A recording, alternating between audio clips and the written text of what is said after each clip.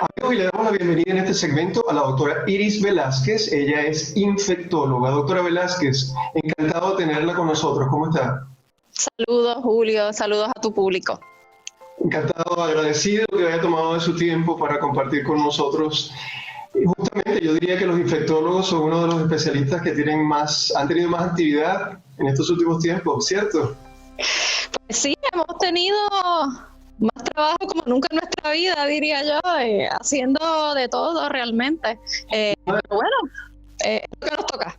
Claro, ¿no? Y una de las cosas que nos están ayudando, doctor, y precisamente por eso queremos este ratito con ustedes, es a entender mucho mejor diferentes temas relacionados al COVID. Por ejemplo, cuando nosotros vemos en los periódicos acceso libre el número de casos en Puerto Rico, últimamente nos reportan más de 5.000 casos y entonces nos dividen, estos son tantos por pruebas serológicas, estos son tantos por pruebas moleculares.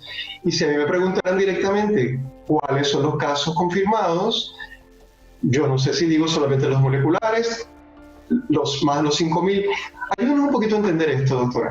Sí, mire, esto no es tan sencillo de entender. Yo digo, necesitas muchos años de estudio de infectología, epidemiología, etcétera, para poderlo entender claramente. Pero en palabras sencillas tenemos dos pruebas. Las pruebas serológicas, que son las de sangre, o los rapid test, que tienen la particularidad que el resultado es rápido.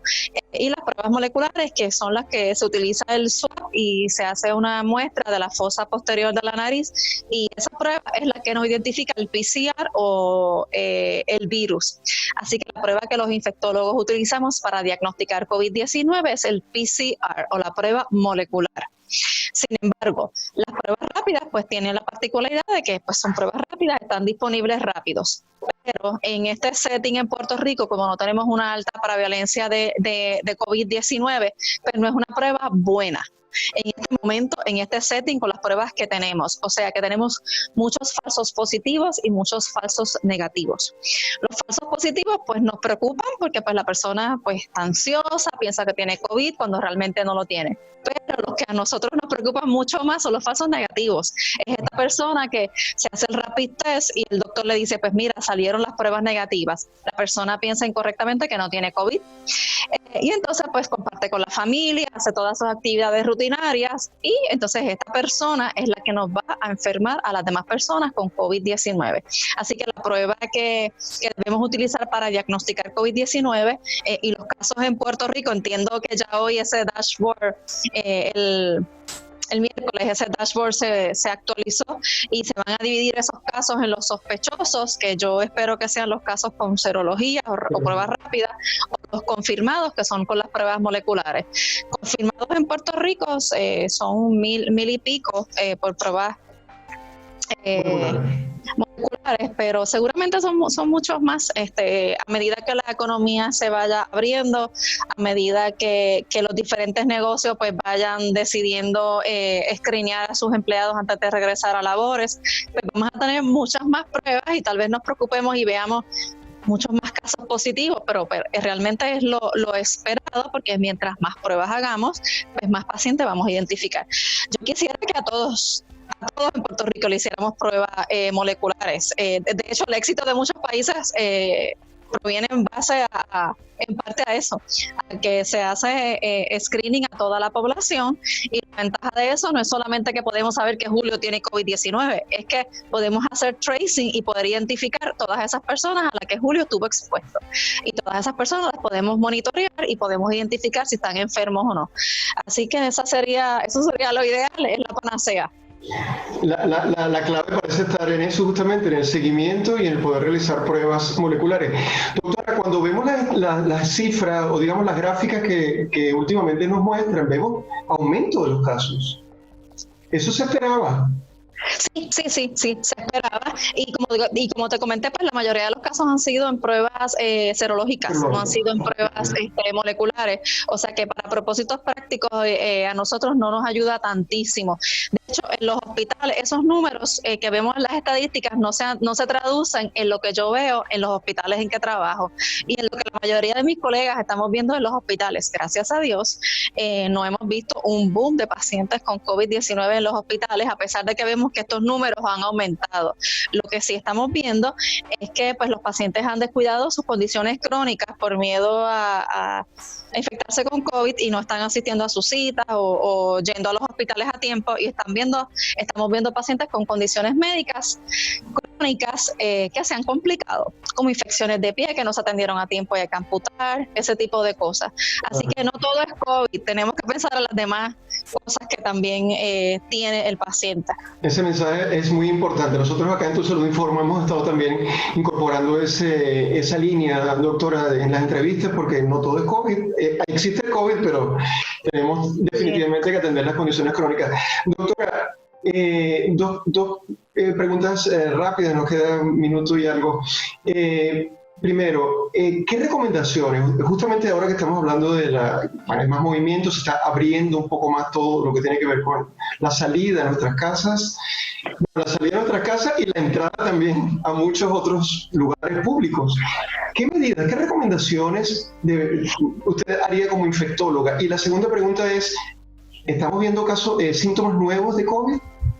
Voy a empezar entonces al revés. Sí, estamos viendo síntomas nuevos. Son síntomas que ya habíamos nosotros identificado, pero ya oficialmente las agencias pues los han enumerado. Y estos síntomas nuevos son anosmia, o sea que dejas de oler, de repente el paciente deja de oler, de repente el paciente pierde el sabor. De hecho, tuve un paciente que él no se dio cuenta que perdió el sabor, pero sí pudo identificar que ese día, wow, qué bien le sabía la comida. Y se dio cuenta que hace una semana que la comida no tenía sabor. Así que esos síntomas de falta de sabor, falta de olor, dolor en los músculos, como una rompehuesos, mialgia, algún rash en la piel diferente, todos esos síntomas son nuevos de COVID. Yo diría que cualquier otra cosa rara que no encuentre una explicación, vaya a su médico, porque estamos todos aprendiendo con COVID-19. Pero sí, además de fiebre, tos, falta de aire, estos síntomas que les dije son importantes y yo diría que bastante comunes en todos los pacientes que estamos viendo. Recomendaciones básicas generales, ahora que nos toca ir a las tiendas, que ya me tocó a mí ir una vez al supermercado en 4 meses. He tratado de... Wow, doctora. He rendido todo y optimizado. Los supermercados, Sam's, Walmart, estos lugares es donde mucha gente se enferma y se contagia. Así que importante, para salir al supermercado no tiene que vestirse como astronauta, primero. Usted va a empacar y va a llevar las menos cosas posibles al supermercado. Acuérdate que el virus se puede pegar en los diferentes fomites o superficies, así que trata de llevar lo menos posible. Si puedes pagar con ATH móvil, pues llévate tu celular, te vas a llevar un frasquito de sanitizer o un atomizador de alcohol. That's it. Y toallitas desinfectantes podrías llevarte también, aunque en este momento casi no se consiguen, así que yo cargo con mi atomizador de alcohol. Llegas a tu supermercado, limpias el strap del carrito donde vas a hacer la compra, haces tu compra con tu mascarilla. Todo el mundo en la calle tiene que tener una mascarilla de tela. Por favor, las mascarillas quirúrgicas, las mascarillas N95 las necesitamos nosotros en el hospital. Se nos está haciendo difícil conseguirlas y están súper costosas. Usted va a usar una mascarilla de tela, usted se lava con su hand sanitizer antes de salir del carro, se pone su mascarilla, cubre nariz y cubre boca y lo va a ajustar en las orejas. Hable y haga algunas poquitas de muecas con la boca para asegurarte que la mascarilla no se te mueva, porque ya una vez te la acomodes, te la tienes que dejar ahí durante los 45 minutos que estás haciendo compras. Vas al supermercado, limpias el carrito, puedes tocar todas las cosas que quieras tocar en el supermercado, pero importante, no te vas a tocar nada en la cara, nariz, ojos y boca. Así que yo puedo tener el virus en las manos porque toqué el arroz, las habichuelas, etcétera, pero después que no me toque cara o nariz o boca, pues el riesgo no es tan importante. Así que, pero nosotros tratamos de tocar las menos cosas posibles por si algo ocurre y tengas que tocarte. Mientras estás haciendo compras, si de repente te tienes que reajustar la mascarilla porque se te cayó, porque te pica la nariz, ¿qué pasa cuando tenemos la mascarilla? Nos pica la nariz. Se lava las manos con sanitizer o alcohol y se la ajusta. Importante, las mascarillas nunca se van a tocar por la parte externa. Nunca, a pesar de que vemos esto en la televisión, la mascarilla usted se la va a ajustar por la parte de atrás o por la parte de adentro. Nunca la va a agarrar así. La parte externa de la mascarilla siempre está contaminada, la parte interna está limpia. Así que si por casualidad usted toca la parte externa, después se tiene que lavar las manos. Cuando salga del supermercado, se lleva sus paquetes y sus cosas, no hay que desinfectar toda la compra y hacer el mega protocolo de desinfección. Las cosas las vamos a sacar de los paquetes y nos vamos a comer lo que está adentro. Las frutas, los vegetales, etcétera, obviamente siempre las tenemos que lavar y vegetales van aparte, las carnes van aparte, las medidas básicas de higiene que tenemos que hacer con la comida, con la compra. Eso sí, yo siempre digo que si las bolsas las pones en el counter de la cocina para entonces acomodarlo, pues limpia el counter con Lysol o Clorox, luego de entonces bregar con estas bolsas, te vas a lavar las manos. Todos cuando lleguemos a la casa deberíamos cambiarnos la ropa o si es posible pues bañarnos, específicamente nosotros que estamos tan expuestos, pero si vas a un lugar público pues yo también lo recomendaría. El asunto de los zapatos, yo siempre digo que es buena práctica de higiene no correr toda la casa con los zapatos que usaste afuera. Así que los dejamos en la entrada, precisamente pensando en que hay muchas cosas que no conocemos todavía sobre COVID. Pero obviamente no vamos a tocar la suela del zapato y vamos a comer. Así que el riesgo está en tocarse cara, ojo, nariz y boca. Llegar y lavarse las manos de primero o bañarse si es posible. Doctora, todavía vemos personas afuera con guantes. No, guantes no.